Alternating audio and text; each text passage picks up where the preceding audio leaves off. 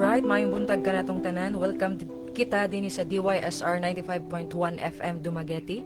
Akong giabi-abi di ay ang mga naglantaw sa atong live streaming din sa Facebook ug sa mga namina usab sa atong radio broadcast sa gihapon. Ako si Cha, ang inyong higala sa kahanginan. Kauban ako karon sa gihapon si Evangelist Marvin ug si Dr. Faulkner Faith Mascardo. Welcome sa atong daily devotional mayong buntag. Alright, mayang buntag atong i-greet ang tanan nga na diri kauban nato direct sa ato aga live. But before that, no, Yes. parang makaapas pa butong uban. Ato sang i-invite ang tanan nga naglantaw nato karon sa ato nga YouTube channel, that's Music Generation Official, og sa tanan nga mga streaming platforms that we are using alang sa itong mga music direct sa. We have Apple Music, Spotify, YouTube Music, no? And don't forget also to follow our Facebook nga mga pages. We have Music Generation, we also have Counterflow, we also have Sips of Scriptures. Ay magkalimot ipalo na tanan na you get to enjoy. At tanang mga maayong pwede iparehag sa Ginoo para kanimo every day. Oh, mayong buntag kang kinsay na direct. Naa diri nag-una si baby girl Abelia ug si May Sister Kabala Girly. ug si Masayon. Kailan mo ani? Kinsa man na? Uy, si Charmaine. And good morning, of course, ni Sister Diane Bako. Good morning. Good morning po ni Sister Melissa. Aside ko sa uban nga naglantaw pa, no, make sure that you could give your comments in the comment section so we would know nga kauban ka namo, no. And of course, if you have inputs, you have mga reflections, anything like that, pwede kayo na nimong ibutang dira so we could have a wonderful conversation kung mahimo direct, no. Kung dili away problema. Maayong buntag. Okay, ampo sa ta. Heavenly Father, daghang salamat nining mabugnawon nga kabuntagon. Amo ang ikalipay nga tagaan mo nimo kami og bag-ong usab nga adlaw, bagong kusog. Ug nining matahom nga adlaw amahan, ikaw ang Dios ug tinubdan sa kinabuhi, sa paglaom, sa kadaugan, sa mga kalampusan, sa mga ma-produce na mo sa mahimo. Ug amo usab kalipay nga magkinabuhi kami dinhi sa kalibutan nga liwat nimo, dili ma-influensya sa kaaway, dili ma-influensya ni Satanas. Tipigi amahan ang amoang mga kinabuhi diha sa imong pulong, amo ang gi-acknowledge nga nagkinahanglan gayud kami sa imong mga pagmatuto kanamo. Punaw sab kami sa kalipay nining adlaw, labi na sa among pagpamati, sa among pagdawat sa imong mensahe karon. Bisag lagyo kami, yung uban na mo naminaw lang sa radio, ang uban na alad to sa Facebook. Apan na bugos sa kami si mong gugma nga daw mas close pa kayod sa mo ang biological nga mga family. Yes. Mahimo kami nga mga suod nga mga igsuon diha sa pagtuo. Salamat gayud sa among makatunan karon kini mga butanga among gipangayo kanimo sa ngalan ni Jesucristo ug sa gahom sa Espiritu sa pagkabalaan. Amen. Amen. Okay. By the way, mga higala, sa dili pa kita magabasa sa Exodus chapter 12 verse 1 to 11, ako ipabalo ninyo nga. Basta taon-taon kong mawala rong si manahan tungod kay mato sa kog buhol. Na ako'y natuyo dito. Mga tulo ang ako ang lakaw dito. Tulo ka mga destinasyon. Yan, maningkamot ko nga Friday or Saturday maabot na ko dyan Evangelist Mav. Okay, para nga makapadayon ta sa itong buluhaton din is Negros Oriental. Anyway, pali ko basa Evangelist Mav. Exodus 12, basawan ako from verses 1 to 11 and NLT kining nga version, no? While the Israelites were still in the land of Egypt, the Lord gave the following instructions to Moses and Aaron. From now on, this month will be the first month of the year for you. Announce to the whole community of Israel that on the 10th day of this month, each family must choose a lamb or a young goat for sacrifice, one animal for each household. If a family is too small to eat a whole animal, let them share with another family in their neighborhood. Divide the animal according to the size of each family and how much they can eat. The animal you select must be 1-year-old male, either a sheep or a goat with no defects. Take special care of this chosen animal until the evening of the 14th day of this first month. Then the whole assembly of the community of Israel must slaughter their lamb or young goat at twilight.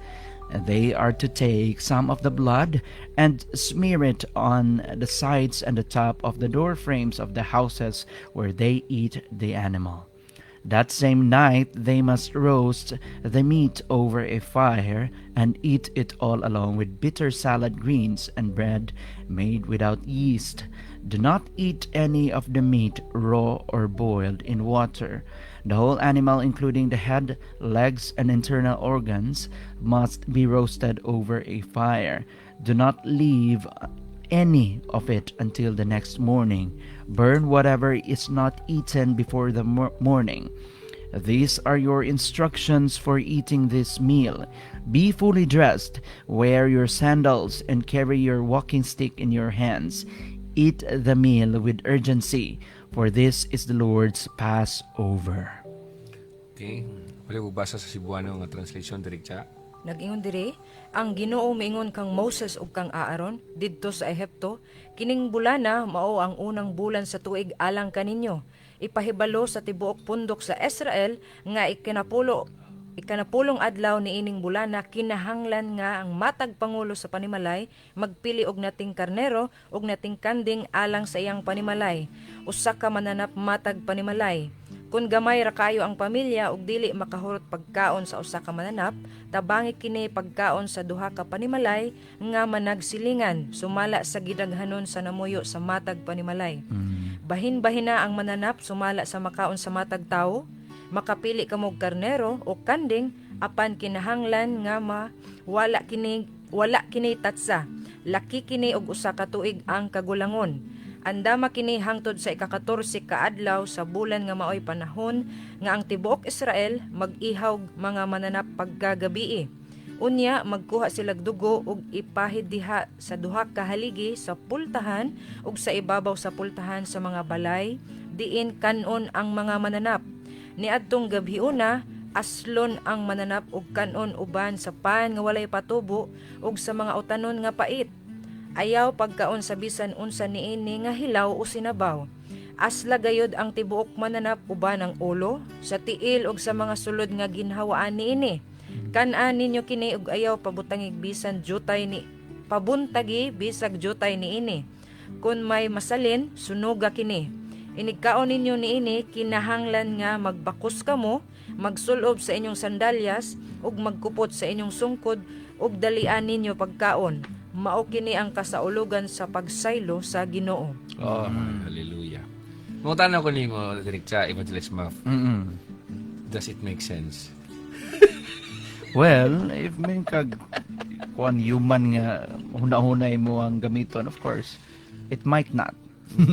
Direct sa mo tanaw ko nimo. Kung ikaw ikaw dugay na kasuhan nun. Dugay na mga kasuhan nun. Pero instruksyonan ka niini ba? Di ka kapungutan na? Mangutan na jud ko Friday. Para asa mo na? Para asa na siya? Ang problema karon ni Evangelist Mab sa mga pastors kunuhay. Mga pastors, mga swito kunuhay sa Biblia. Kay abi kay nanay New Testament, ilang hunahuna nila nga wala na yung mga further instruction pang Ginoo nga mga murag mga walay sense. Kasi tinuuray kung imo na obserbaran wa pag sense. Ha? Imagine ni may Evangelist Mab, kung wala pa gi-introduce ang New Testament sa ilang panahon sa tinud anay wa nay kwenta. Unsa man na? Para asa man na siya? Karon sa lang sa tong part karon kay bingon man ta ay ang katumanan di ana mo si Kristo. Pero balik to sa unang panahon nga pay katumanan. Correct. Ikaw si Moses unsaon nimo na pagsulti sa mga tawo nga nigpagkaon po mo kinala magunit pa jud kag sungkod magsulog ka sandalyas. Sa mukha ko na ko hikot pa kasi yung bakos. Ha? Ya, ay mong pusti buto hugahugawan po jud nagdugo diha. Ngano guna? Para lang di maabot ang anghel sa kamatayon. Miyon nili kag in Jesus name ra dito. Mo na siya mga butangan nga tuskutan ro ni. Amen. The Passover Promise. Muna itong titles namin sa'yo. The Passover Promise. A night of deliverance and worship. kini nga ang saad sa Dios nga adunay pagsaylo, dili siya pasaylo but pagsaylo, lahi ang pasaylo ug pagsaylo sa iluan tong mga panimalay nga nagtuman sa instruction. Kadtong mga panimalay nga wa nagtuman sa instruction adtuon sa espiritu sa kamatayon. Mao ning basic anak nga pagka. Then usa ni matawag ni siyang gabi sa kagawasan o gabi sa pagsimba kay makasimba gid ang tao nining panahon na. Kung imo na actually evangelist mo taas maginigod ang kaning chapter 12 kaning Passover. Taas magini siya kaning chapter abot pa ni sa 51. Ito yun, ang sa pagsigot lang sa pagsaylo pa lang daan taas-taas pa rin siya daan sa mga hangtod sa verse 27. So ang ako lang bungkag iban ma. Ako lang sige putol kutob sa verse 11 kay di niya tumhor to explain tagbaw kulangon na nga to ang usa ka oras gani anang pa-explain ana pero ako lang dalion karon kung imo siya lang tao ng verse 1 to verse 11 sa chapter 12 gi-recount diri ang defining moment of Israel's redemption kay gitudlo man diri gipasabot naman diri direkta ang institution of the Passover nga kinahanglan nga mahimo na siyang tulumanon sa kasaulugan sa pagsaylo gani dunagyoy pagkabuhaton nga aron nga mahimong masayloan sa anghel sa kamatayon ug ang mga sagrado nga mga seremonya sa mga Hudiyo sama niini by which God would finally deliver His people from Egypt. Kay usay magampo siguro ka nga kung imo tagagawasan di kay pa imo paming paantoso na magsige pag iho-iho ng mga hayop. Mo ni mga labad ug sultian sa mga labad ug ulo kanang kanang hasulan sa mga unsa instruction sa Ginoo ba. Hasulan ang mga pastors anang mga instruction sa Dios. Ngano hasulan ang mga pastor sa instruction sa Dios kay una sa tanan dili magipod ang pastor mo instruction sa Ginoo propeta man gud pod. Wala nga to ang mga churches karon kay walay propeta. Wala pa mga pastor magpaka-propeta. Mura pug propeta. Ang Biblia klaro kay nang tudlo na to nga sama ni kay nga passage gipadayag din ni ang kalalom sa kaluoy sa Dios, ang kaseryoso sa sala ug ang sinugdanan sa pagkabutho sa Israel sa ilang pagkasila isip nga nasod, ilang identity ingon nga mga katawhan nga para lang sa Dios, gikan sa Dios ug alang sa Dios ug magkinabuhi sumala sa paagi sa Dios. Kung ato ni siyang susihon ni nga chapter o ni nga passage mga higala, atong makita dinhi ang tulo ka kamatuoran nga matabag na nato sa pagsabot ni ini nga Passover promise. Number 1 ini ang God's intentional nga redemptive plan. Second, ang means by which He provides grace. And the third one is the proper response of worship and reliance on Him. Kung mo siya nga susihon ang historical background ni ini, kung nakinumdum mo sa kong giingon nga 9 plagues naman ni Ibn Mav, ipadulong na siya ika-10 plague ni sa 9 plagues, ika-9 plague, ika-siyam pa lang, ika-9th nga hampak Ibn Mav. Mo dito pa lang daan kuyaw na kayo ang demonstration sa power and sovereignty sa Dios over creation. Ug makita usab nimo nga bisag grabe nang mga gipakita sa Dios nga gahom. Gahi pud kayo ang kasing-kasing ni Paraon. O kini nga paghisigod diri pag-institute diri sa Passover kining pagsaylo marks a turning point. Tungod kay adunay kagawasan nga moabot pinaagi sa desisyon sa Dios nga iyang pagabuhaton and the households that place faith in His provision. Bulahan ang mga panimalay nining panahon na direkta na nagasalig sa mga pamaagi sa Dios. Pamingon tag provision direkta ni ini nga context is mingon ang Dios, luwason mo nako basta ang inyong balay adunay dugo sa karnero. Basta munay provision siya. Buto sabot nginan dili lang ingon nga provided nga dunay pagkaon o dunay sudan o dunay kwartang ihatag kun dili nga kini Dili mo maapil sa kamatay, walay mamatay sa inyong kamagulangang anak o kamagulangan ninyo ng mga kahayupan, basta ang inyong balay ang poste ni ana sa inyong pultahan at dunay dugo sa nating karnero. O kining Passover mga higala, usa ni siya ka-ritual nga nag-foreshadow sa atoning work to come and prefigures the sacrificial system. Akong klaruhon, Evangelist Mark, ang langit adunay siya gitawag og sacrificial system. Ang spiritual world, bisan gani ang kingdom of darkness, mag-require na siya mga halad ng mga mananap, magpatulog dugo, ang uban ibutang ang dugo sa manok, butas agtang silang mga nag-birthday ng mga anak na nagtuo sila malipay ang Diyos niya na kay mo lagi tutuo sa mga katigulangan. Pero wala gid at least na nakasabot po ang mga Pilipino nga doon na ay sacrificial system sa spirituhanong kalibutan. O gani kini nga Passover ritual nag-culminate ni siya sa Jewish festival of Passover that would be observed annually. Kada tuig nila sa ulugo ni nga pista dirigya. Pista ni nga dili magubog-ubog, pista ni nga dili magpatay, pistang ang Dios gasugo, lahi itong pistang sinugo ras mga tao kay daghang magpatay, daghang magdinunggabay, daghang mga hubog, daghang mga suka-suka, daghang mga tiyan nga kabuthonon tungod kay wala na kontrol sa kaon, tungod kay sige ang hunahuna is gluttony. Dili makapalipay sa Dios, walay specific instruction sa Ginoo basta kay nakakaon. Di na maayo ibon mo. By the way, ang context ni ini, ang Egypt during the final preparations for the Exodus, mo ni ang location. Then ang immediate situation na ang Dios naghatag ni Moses sa precise nga instructions. Precise yun even math, dili ning bana-bana kay gibasam gina direkta ganina nga daghan kay mga daghan kitog gipanganlan sa direkta to ganina ang ipahid ang dugo dayon. Ayaw pagkaon ug bisan unsa niini nga hilaw o sinabaw, asla gayud ang tibuok mananap uban sa ulo, ibasal gyud di pasabaw direkta, di pasabaw ha. Mingon di ka ay hindi ko ganahan ng sinugba, di ko nang asal ako sabaw, ay lagi pagbuot kay precise instruction sa Dios. Siguro mingon kanya graduate kag theology, graduate kag seminary, mingon ka master kog theology nganong pang ngananan kung ang Ginoo maingon tuman ay sige itang yaw-yaw.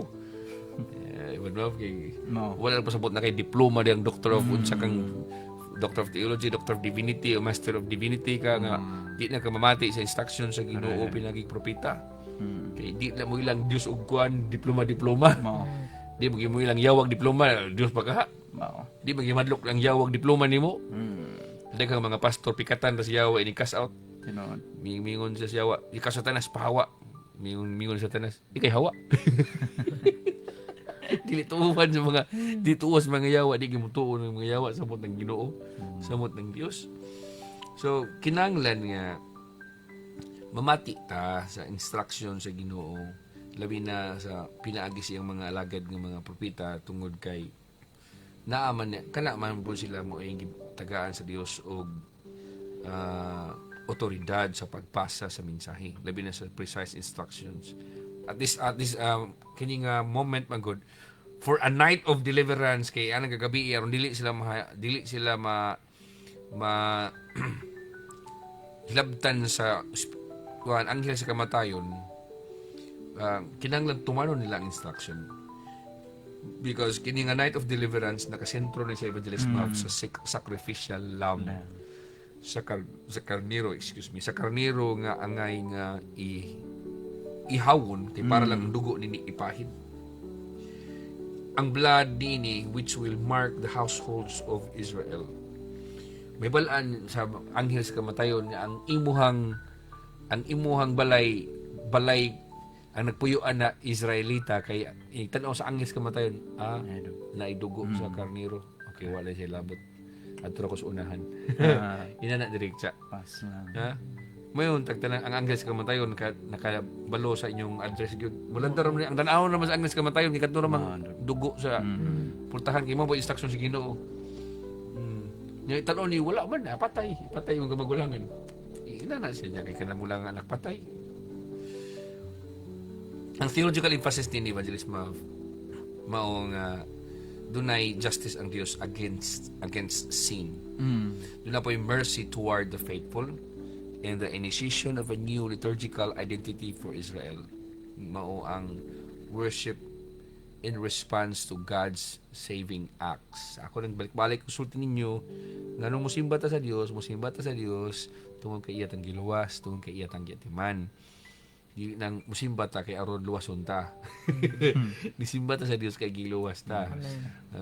Mo na siya. Okay, number one nga kamatuoran nini, the initiative of God in deliverance.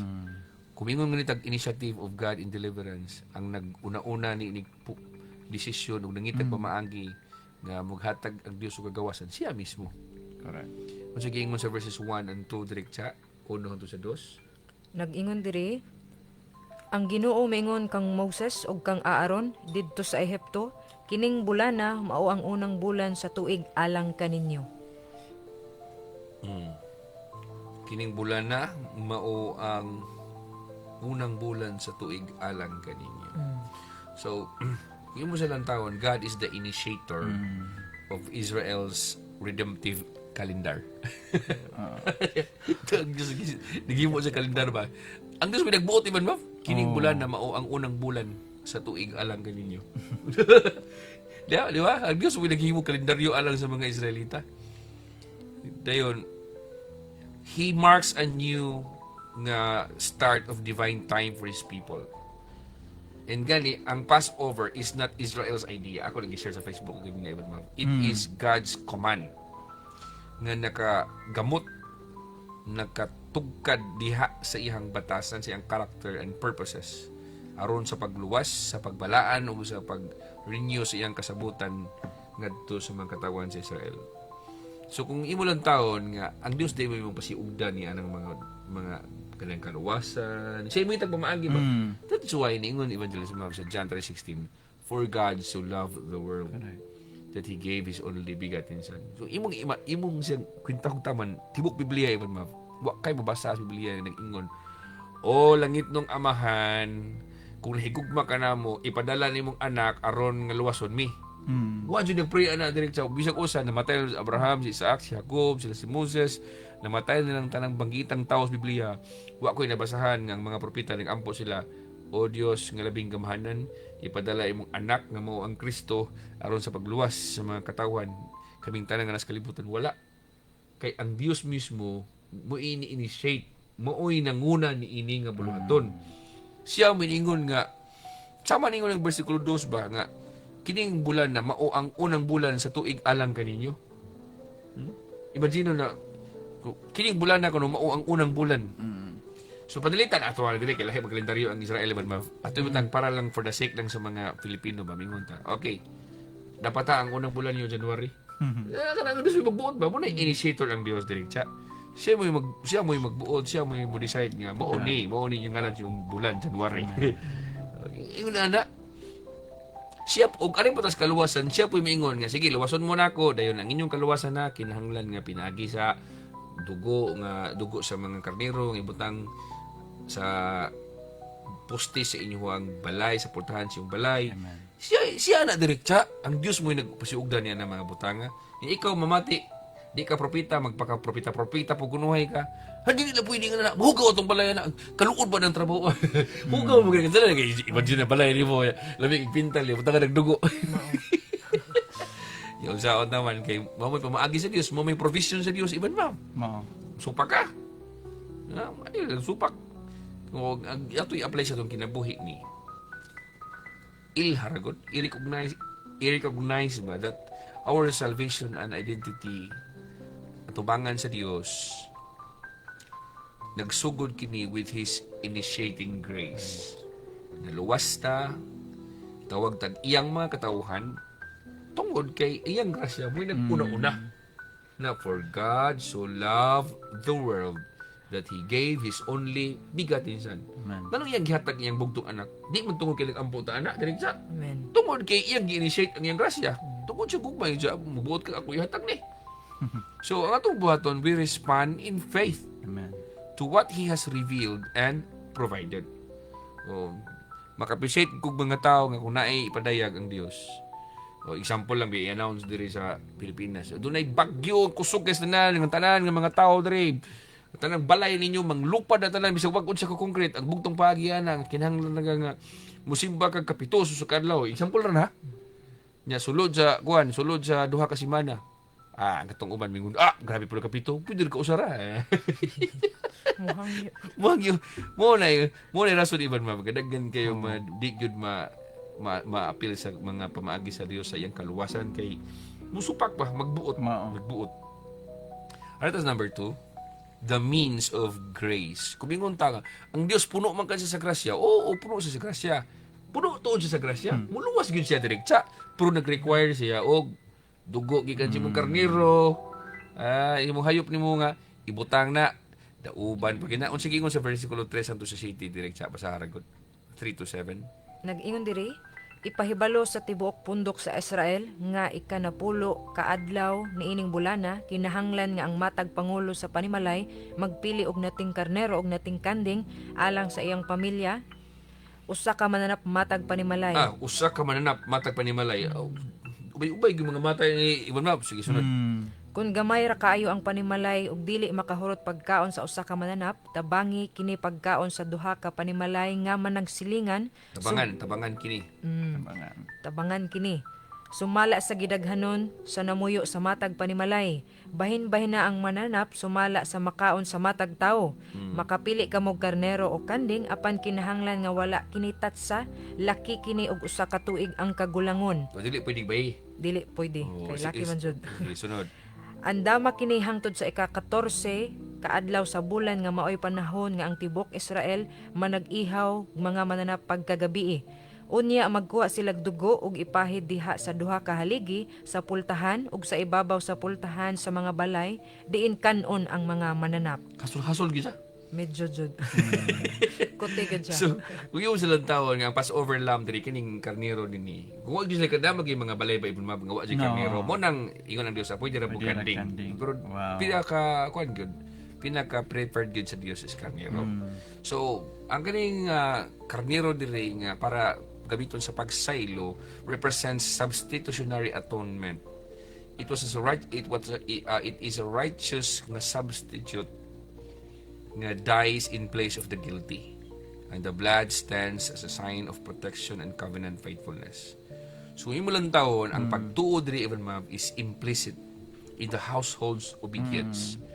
They must act in trust of God's word and symbolism even without full sight of the future. Kana kay tuo sila even ma'am, kana kay ilang buhaton naa sila pagtuo. Wala man tuod sila niingon nga okay, nituo mi, pero pagkangan nga gibuhat nila even ma'am. Naigi mga panimalay o lusig nagkuha gi sila mga kuan, mga karnero ila yung gipatay, then ila yung ang dugo ni gipahid sila mga posti, kana palang daan nituo sila. Ug ang Dios malipay niya na. Malipay ang Dios sa mga taong matinuuhon sa mga instruction. Maglagot ang Dios na ng mga taong mga feeling sweet to, feeling bright, feeling mga mga theologians, di mamatig mga instruction sa mga propeta. Ang kalipay sa Dios nga kanabang childlike faith ba kana ayo sige daghang imura kag feeling kinsang sutuha musugot ka sa dili ang Dios aduna gini sa provision sa matag problema. Mayon tag sabuton even ma'am nga ang problema sa unang panahon didto ra pud kutob. Na mo problema even ma'am sa atong panahon karon. Dili madalag basa-basa Biblia. Siguro basa Biblia di ang Dios na sa instruction na ang problema unsa man pagkadungog kung di ka propeta. Daw bimingon ng Ginoo si kanang problema nimo ipugas ra ng imuhang kuan, ipugas nimo motorcycle sa imuhang silingan o di ba kasi mong barkada o di ba ka ihatag ng imuhang kuan, ihatag ng imuhang sakyanan ni anang tawhana yung siguro ka adi Silvio ay grabe di ko na niya imong problema pwede mong dako usay mingon ng Ginoo sige paghalad sacrificial system kinamo ang langit even mab namo jud sacrificial system o sige ganahan ka mosulbad imong problema nimo okay kan ng imong baboy nimo nga para unta na sa imuhang kuan sa birthday sa sige kuan na siya ihatag na siya sa nag-birthday sa lain nga tao ihatag sakripisyo na kaya aron sulban tuloy mong mas dako nga problema. Ay di ko grabe. Ang Dios gugma na ngano pa bang ngano pa bang kita mag-inanay nana oy. Murag correct. Murag correct. Makatauan ka nilang Moses ana. Kay silang Moses gid sa tinud anay lang ang mga naglantaw nila ning panahon na iban makaingon gid og nonsense gid tanan. Nonsense tanan. Pero mangini kay natuman. Amen. Ikatulo, the call to ready worship and redemptive life. Doon na dyan panawagan nga, ready na dyan ka sa pagsimba. Because anytime, doon na preparations. Ang pagbisan ng pagkaon sa karniro, sa karni ni ini, nga ang iparis iban mav ka ng paan nga walay patubo. Diyon, basara ko direct sa versikulo 8-11, kuyawan ang ipakaon niya. Ingon dire, niadtong gabhiuna aslon ang mananap og kanon uban sa pan nga walay patubo ug sa mga utanon nga pait. Ayaw Utanon nga mga pait. Pwede rin kung lisod pakaon ang utanon, nya pait pa pakaon. Ano mo lang Ginoo na magayon ko nonsense usahay. Sige pa dayon. Ayaw pagkaon sa bisan unsa niini nga hilaw o sinabaw. Asla gayud ang tibuok mananap uban sa ulo, sa tiil ug sa mga sulod sa ginhawaan niini. Kan-an ninyo kini og ayaw pabuntagi bisag jutay niini. Kun may masalin, sunuga kini. Inigkaon ninyo niini kinahanglan nga magbakos kamo, magsulob sa inyong sandalyas ug magkupot sa inyong sungkod ug dalian ninyo pagkaon. Mao kini ang kasaulogan sa pagsaylo sa Ginoo. Mga higala sa itong pagtapos ba niya nga mensahe ba? Buhatan na lang gid pud ang gisugo sa Dios nimo bala di ka kasabot. Kaysa unahan makasabot ra lagi ka. Daghan yung mga butang usahay muratag gidiman sa Dios pero inana ginang kinabuhi. Yung dumi, siya ang Dios kita dili. Amen. Dahil salamat sa pagkikauban ng kabuntagon. Ang Dios magapanalangin kaninyo.